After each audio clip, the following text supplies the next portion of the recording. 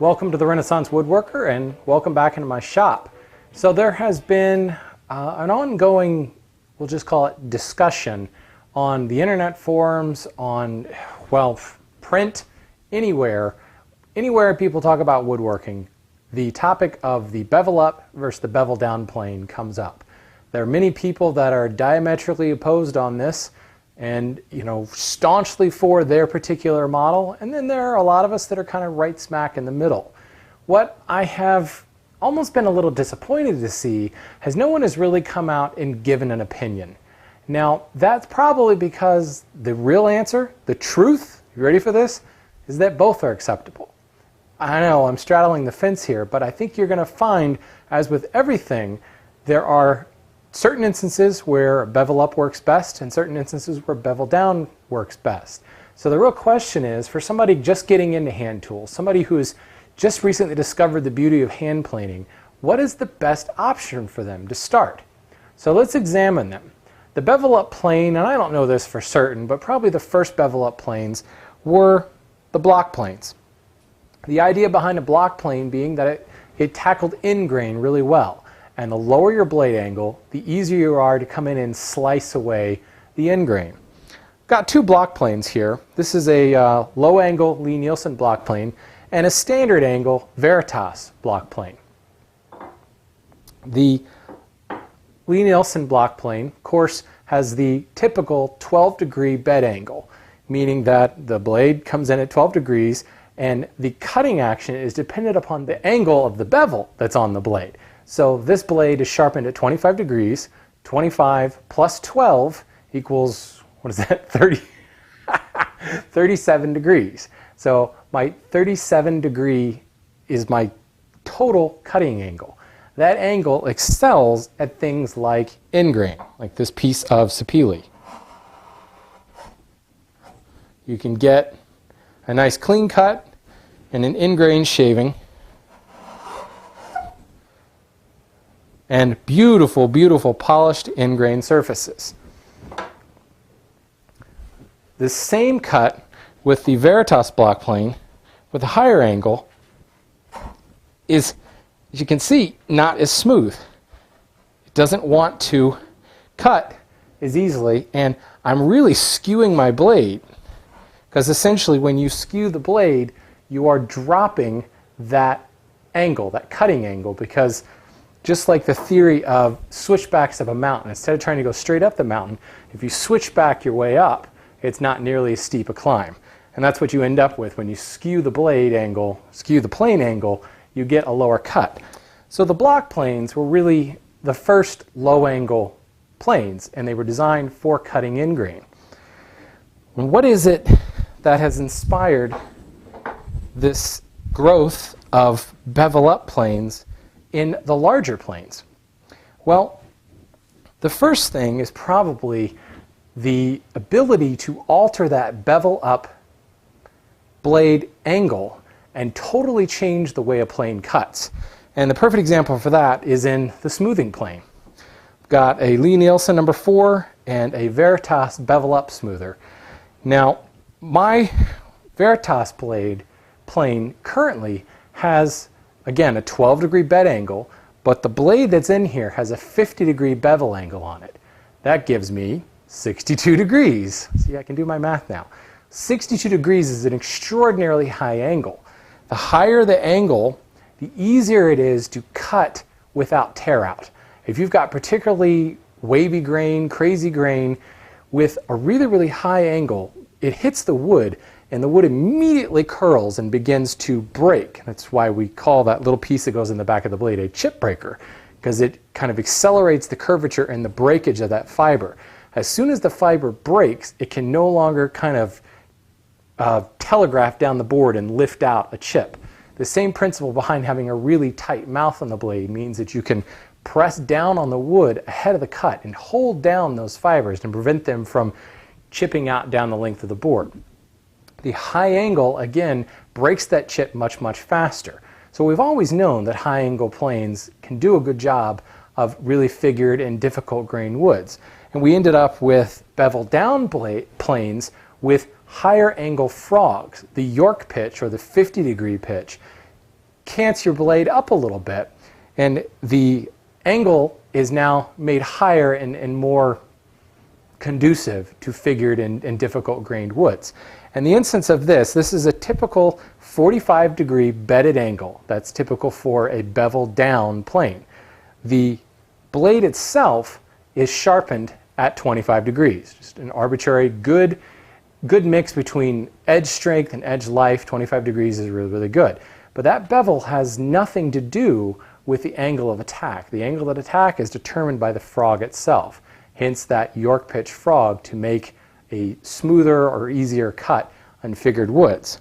Now, easier should really be in quotes, because the higher the angle on the blade, the more work that's got to go in to muscle this through. This plane does a phenomenal job on difficult grained woods, but it's a lot harder to push than this guy at the 45-degree angle. Let me just say, in the bevel down blade defense, you can do the same type of deal. You can increase your cutting angle without changing your frog angle, and that's by adding a back bevel onto your blade itself. That back bevel is essentially increasing the angle of cut.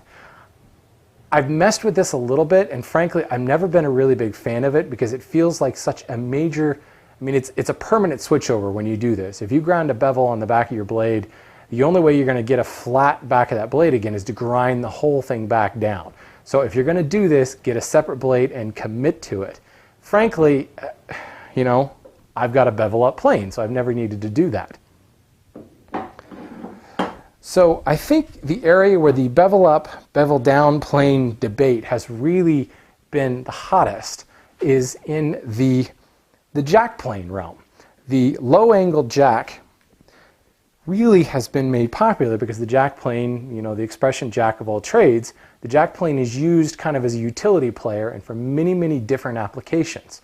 So you can use it to take a really, really thick cut for roughing out an initial flattening or thicknessing of a board. You can then dial it down to a really fine cut and use it for smoothing. You can go somewhere in the middle and use it for jointing because it is a longer, long-ish plane, especially as compared to something like a smoothing plane. So with all those different operations, you may run into different times where you need a different blade angle.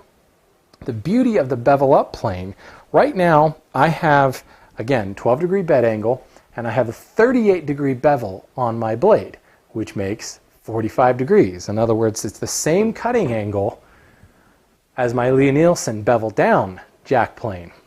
The frog itself is 45 degrees. So these planes, even though they look dramatically different, provide the same cutting action for me. But what's great is I can very quickly pop this blade out,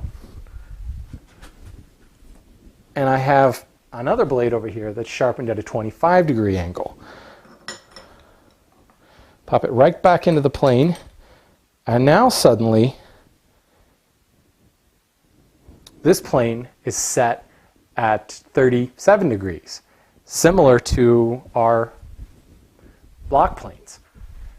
Now, why would I want a large plane like this set up to cut in grain?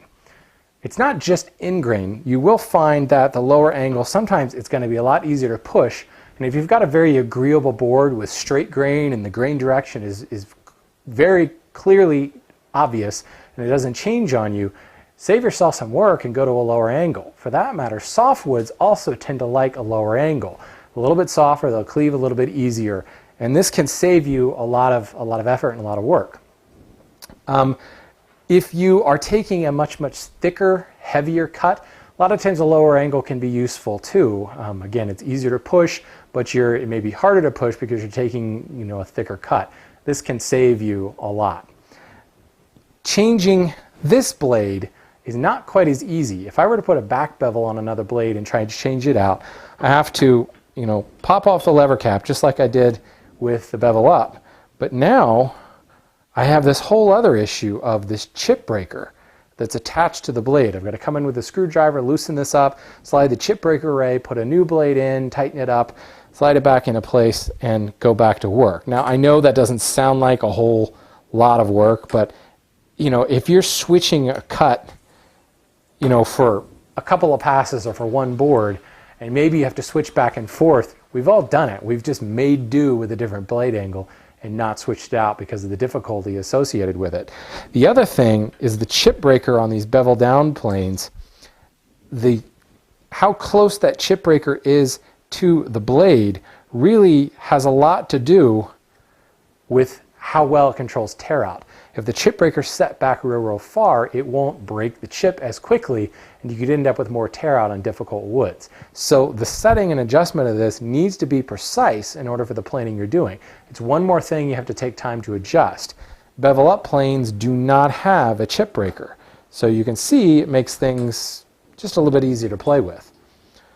So what does all this mean? These are kind of the various elements of them. Let's kind of look at the pros and cons. The big one of the bevel up planes is that flexibility with a bevel angle. It's very easy to adjust. Even if you don't have multiple blades, you can quickly come in and just add a tiny little micro bevel at a higher angle, do the work you need, and if necessary, come back and sharpen it to that lower angle. I do recommend having multiple blades, and most of the manufacturers offer spare blades. This is a Veritas spare blade. You can get them from Ron Hawk. Lee Nielsen sells spare blades as well. So it is a good thing to have around. It really makes for a utility plane. If you have a bevel up jack, it can really handle just about everything you tackle, you throw at it.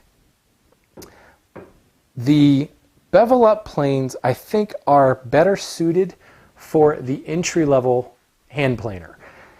Because there's no chip breaker on it, there's fewer moving parts, there's less things to adjust, and less things really to screw up, less things to get in the way of getting down to the work. So really, the bevel ups are probably going to be a lot easier as an entry level. For that matter, the bevel up Veritas planes have little set screws on the side that guide where the blade goes in the hole. So popping it out and popping it back in is really very, very easy to do because you don't have to worry about that lateral adjustment. The bevel down plane, however, you have to come back and mess with this lateral adjustment lever to make sure that the blade is projecting square out of the mouth. And if you're changing that blade a lot, you have to tweak that adjustment every single time. Set screws, not so much. So again, you're removing one more kind of flexible element from these planes, making it just that much easier for the beginner. And when I got started with hand planes, I got started mostly with these bevel up planes, and they served me very, very well for probably 5 years or so. I've discovered as I've become as I do more and more handwork, and really almost exclusively handwork today, I am gravitating more towards these bevel down planes. And let's talk about why that is. I find that having all of my blades with the bevel at the same angle makes sharpening a heck of a lot easier. I do most of my sharpening freehand these days, and your body begins to kind of develop a feel for that angle. I know that all of my plane blades, at least my bevel down plane blades, are sharpened at 25 degrees. I'll add micro bevels and things like that onto them, but I start at that 25-degree angle, and it really just makes things a heck of a lot easier. With the bevel ups, I have 38-degree blades, I've got 50-degree blades, I've got 25-degree blades. I've actually just gone and using some permanent marker on the back and marked them just so that I can get, I can quickly identify what they are. But moving back and forth and sharpening them by hand is a little bit more difficult. If you're going to use bevel up planes, it's probably easier to go ahead and get a jig. If you're a good freehand sharpener, it doesn't really matter. I don't consider myself to be an excellent freehand sharpener, but I do find that sharpening these planes just are a heck of a lot easier in the long run. Cambering a blade, that's the process of putting a curve on the blade in order to prevent those plane shacks where the corner digs in. I find that with a bevel down plane, the camber works a heck of a lot better. You can still camber a bevel up plane, but because the bevel is facing up, the camber doesn't work quite as well. It doesn't cut as easily or as freely as the bevel down will. There's some physics behind that I'm not sure even I understand quite correctly. I just know that that's the case from experience. The bevel downs will camber and cut a little bit easier. So again, as I do more and more handwork and find myself using a cambered blade to straighten out the edge of a board or a cambered blade to finish up a surface, I find myself reaching for my bevel down smoother or my bevel down jack a lot more. The bevel up planes, certainly they have that flexibility. I do think that when you get started, they're a little bit more comfortable. You've got this very open section here. It's very easy to see your blade doing the cutting. It's very easy to quickly establish a feel for how it's working because it is so visible. At the same time, there's lots of space for your hand to move around. The bevel down plane has this blade and everything in the way. You quickly learn to adapt and point with your index finger, and it's a lot more comfortable. But I think when you're getting started out, the bevel up is a little bit easier. Again, strengthening the idea that a beginner, maybe the bevel up will be easier in the long run. However, the bevel downs, and this is why I think I've grown to like them a lot more as I've become a more experienced hand planer, you can adjust these on the fly. And again, because I'm pointing my index finger, and because of the way the blade is tensioned, I can very quickly just pop my finger down here and adjust the blade in or out. I've got a piece of African mahogany here. African mahogany is notorious for interlocking grain and a board that really doesn't like or respond well to hand planing. So I'll come in here with my bevel up plane, and I swapped the 38-degree blade back in here, so both of these planes are cutting at that 45-degree angle.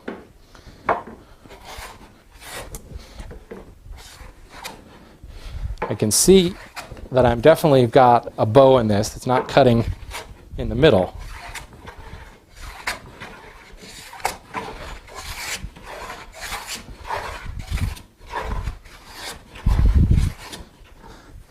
But I'm also getting a fair amount of tear out at this point because of this interlocking grain. Now, that could be because of my blade angle. It also could be because I'm taking a relatively thick cut. Well, in order for me to adjust this, I can start to back it out, but you always, when you back a blade out, you always have to turn around and push it forward a little bit to pull up the slack. I really can't do that here because this cap iron is locked it down and it won't move back and forth. So I have to loosen this down, come in here, back the blade out, scooch it forward to where I think I want it, tighten the cap iron down again, and then come back to work. Well, in this instance, you can see I pulled the blade out too far, and now I'm not getting a cut at all. So now I have to loosen the thing up, inch it forward, the cap iron back down, and do it again. Now I'm almost taking too light of a cut there, especially because this board's not completely flat yet. But you can see there's a different step there. You've got a little bit of wiggle room to move this forward, but if you've got this tightened down properly, you really shouldn't be able to move the blade very much. In the instance of this bevel down plane,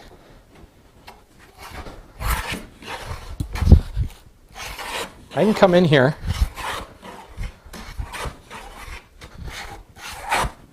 and it's cutting, but again, I'm getting some tear out, and I think because I've got too thick of a cut.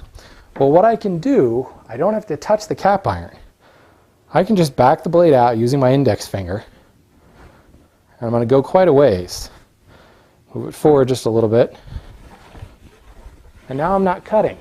But here's what I can do. A little twist with my finger. Twist with my finger. And I can keep doing that until the blade starts to grab.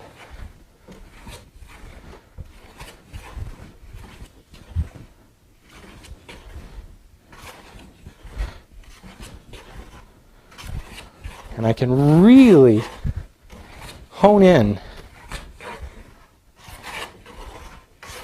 on the shaving that I want.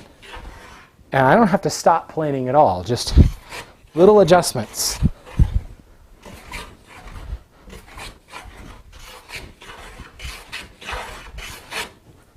And I've removed my tear out by taking a lighter cut. So certainly adjustability on the fly is a huge advantage of the bevel down plane. The lateral adjuster, that's this little lever up here, and the bevel down planes, at least in these Veritas models, have, I believe this is called a Bailey style adjuster. The adjuster is actually built into the frog, and it can move it back and forth. Now with these Veritas planes and the set screws already set, there's really very little reason to move that lateral adjuster around. But there are times now that I'm a little bit more of an experienced planer where I want to mess with that that lateral adjuster. Sometimes I want to take a heavier cut on one side or the other. Maybe I'm squaring out a board. Maybe I'm dealing with a thicknessing or a twist issue, and I find that moving that around is helpful.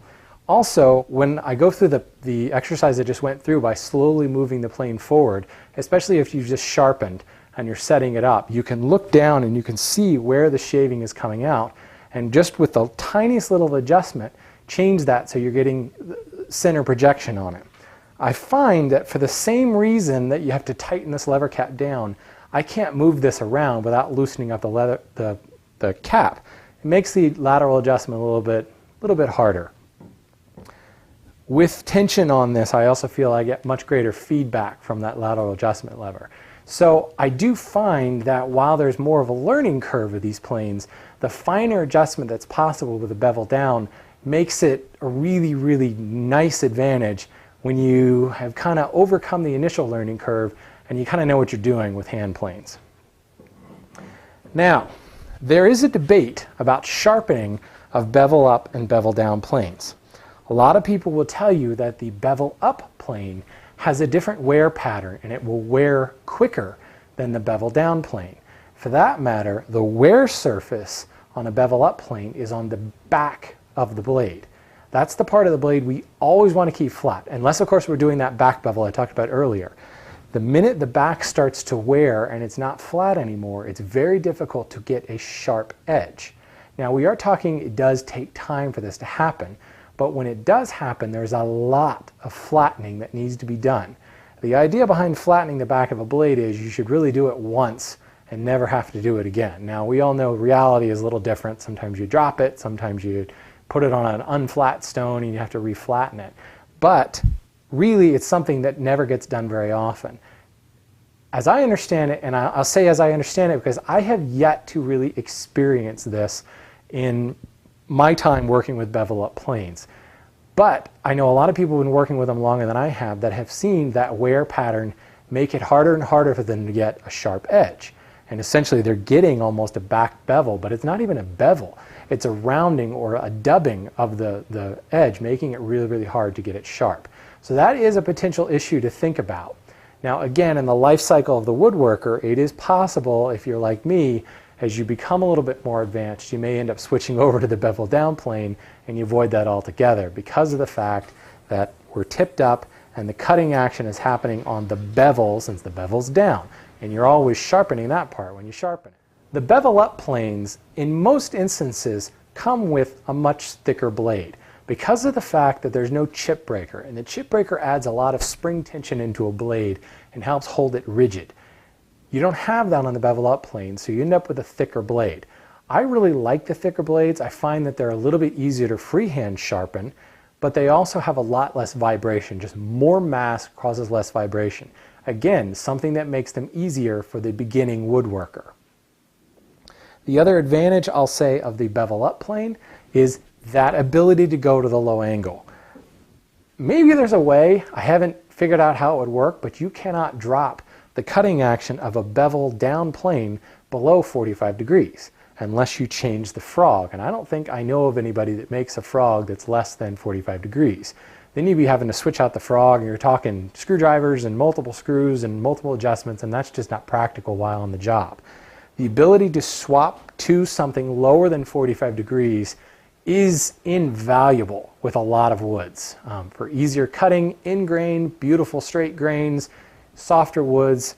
That's one of the reasons this plane gets so much use, is because of the ability to do that. So there's a lot of, I've brought up a lot of different pros and cons of these.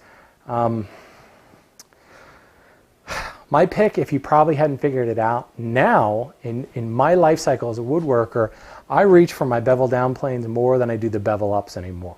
But in those specialized instances when I need in-grain work, or I'm just looking for easier plane to push because I've got beautiful straight grain wood, or most importantly, the highly figured stuff, I reach for my bevel up smoother. This thing can plane against the grain and do a really, really good job.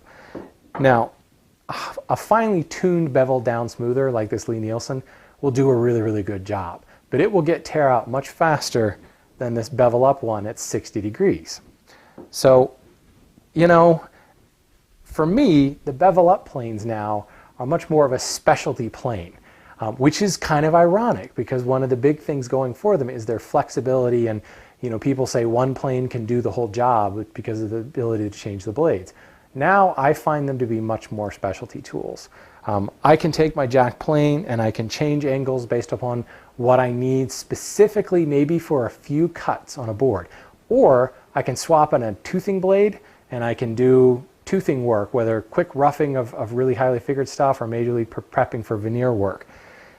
That flexibility makes them more of a specialty plane.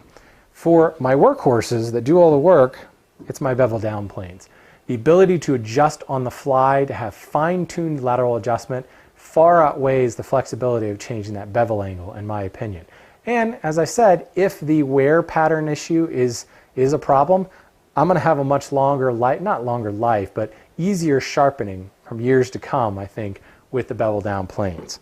So my choice for now, for me, is the bevel down plane. Those of you that have followed my podcast for a while, that have listened to me on Wood Talk Online, might be a little shocked by that.